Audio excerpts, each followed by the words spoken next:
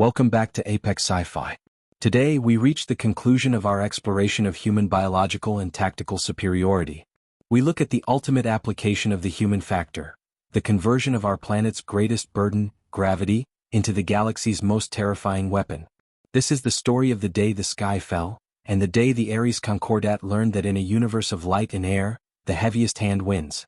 In the celestial neighborhood of the Selim system, the planet Selim 9 was considered a masterpiece of planetary beauty. It was a world of incredibly low gravity, barely 0.2 gs, with an atmosphere so thick and buoyant that the native species, the Aeris, had never bothered to build on the ground. The Aeris were a species of incredible grace, possessing wide, membranous wings and bones that were as thin as glass filaments.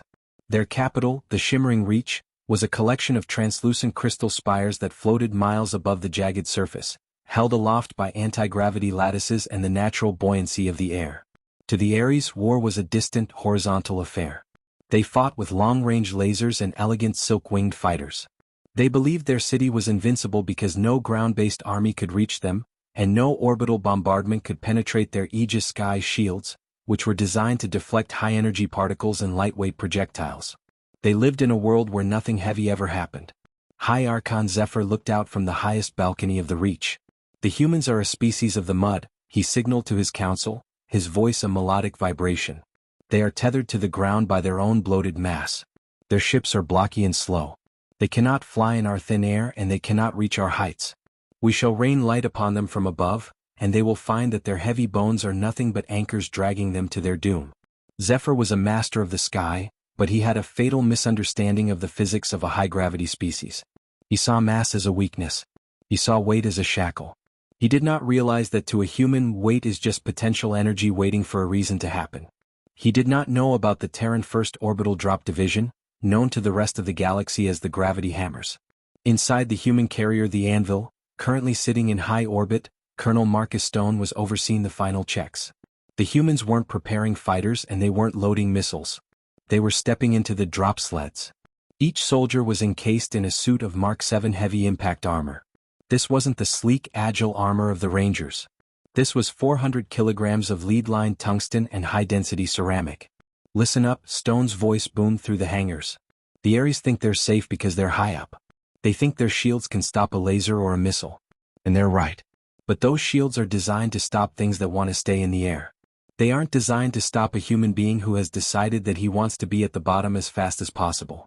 We aren't going to shoot them. We are going to land on them." The human strategy was a brutal application of kinetic bombardment.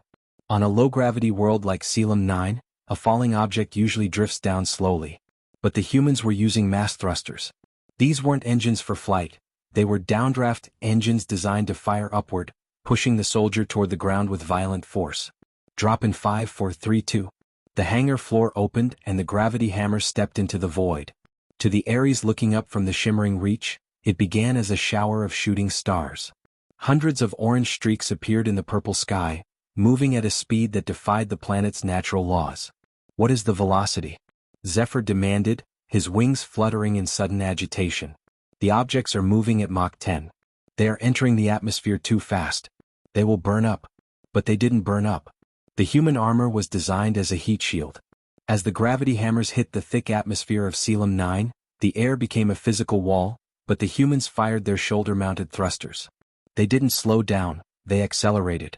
They were fighting the air, forcing their way through it, turning themselves into living, breathing tungsten rods.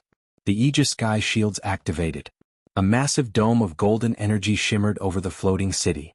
The shields were perfect at dispersing the heat of a laser and the explosion of a missile. But a human mass jumper is not an explosion. It is a concentrated point of high-density matter with a velocity that creates a localized distortion in spacetime. Colonel Stone was the first to hit the shield. He didn't bounce. He didn't explode.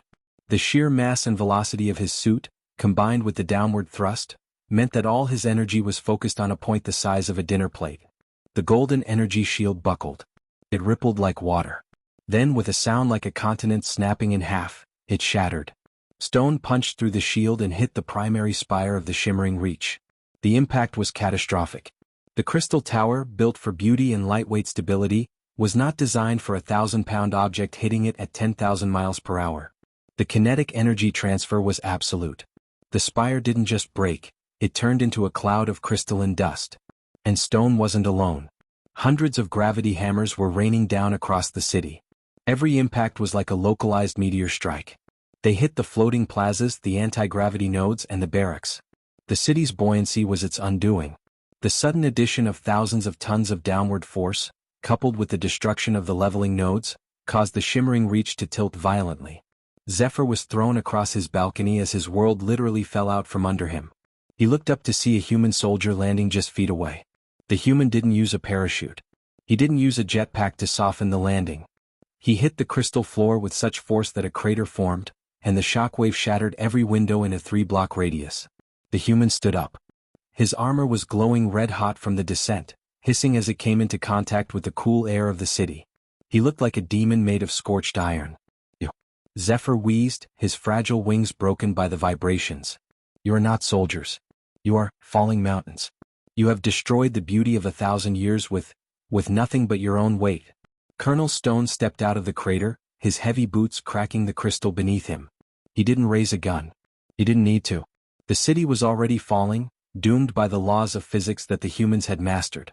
Beauty is a luxury of the light, Zephyr, Stone said, his voice deep and heavy. Where we come from, we learned that the most important thing in the universe isn't how high you can fly. It's how hard you hit the ground. You thought your gravity was a defense. We just saw it as a multiplier. The shimmering reach plummeted. It didn't fall to the ground. The humans had calculated the impact to push the city into a lower, stable mountain valley where it could be occupied. The Aeris Concordat surrendered before the city had even stopped shaking. They realized that their entire civilization was a fragile bubble, and the humans were the needle.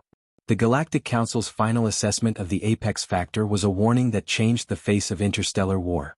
It focused on the human constant, the idea that no matter the environment, no matter the tech, humans would always find a way to use their own physical reality as a weapon. Advisory: do not underestimate the human relationship with mass. They are a species born of a high-G world, and they carry that weight with them like a grudge. They will walk through your radiation, they will ignore your pain beams, they will breathe your poisons, and if all else fails, they will simply fall on you until you are nothing but dust. They are the gravity hammers of the galaxy.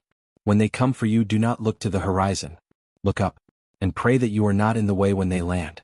Humanity had proven the ultimate HFY truth. We are the heavy ones. We are the ones who stand, who endure, and who fall with the force of an ending world.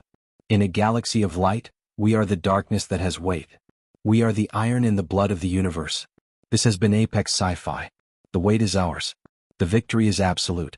If you enjoyed the finale of the Apex Factor, hit that like button. Comment below, which human trait do you think is our most apex quality?